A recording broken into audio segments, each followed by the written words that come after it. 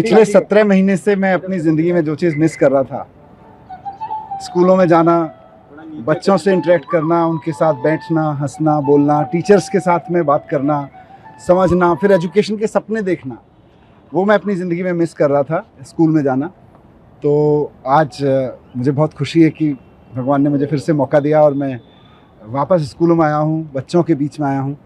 मैं बहुत बार वहाँ ये सोचता रहा कि बच्चे तो भगवान का रूप होते हैं और वाकई भगवान ही हैं, तो सुबह सुबह अपने भगवान से जाके मिल लो।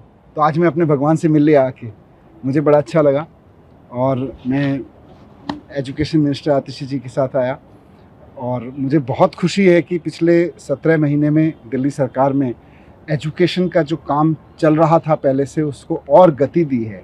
यहाँ बच्चों से मिलके भी पता चला, टीचर्स से मिलके भी पता चला और मैं वहाँ बैठ के न्यूज़पेपर में भी देखता रहता था कि जिन स्कूलों के जिन ज़मीनों पर मैं पत्थर उद्घाटन का शिलान्यास का पत्थर लगा के गया था, वो स्कूल अब बन के भी तैयार हो गए और उनका उद्घाटन भी मैडम ने कर दिया, आतिशी जी ने, शिक्षा मंत्री के रूप में। ये मेरे लिए वहाँ बहुत सुकून की बात होती थी।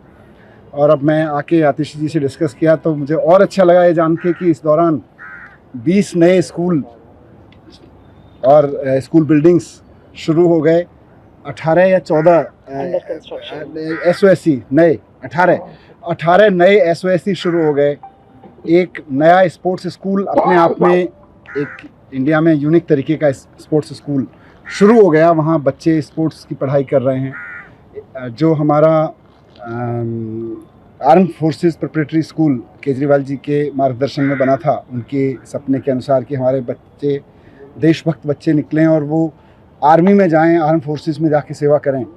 तो मुझे बहुत खुशी हुई ये जान के कि आर्म फोर्सेस प्रिपरेटरी स्कूल के पहले बैच में, जिसमें 64 बच्चे थे 12वीं क्लास में, उसमें से 32 NDA में क्वालिफाई हुए पहले टेस्ट्स में और उसमें से 8 फाइनली जाके NDA क्रॉस करके सेकंड लेफ्टिनेंट बन रहे हैं अब।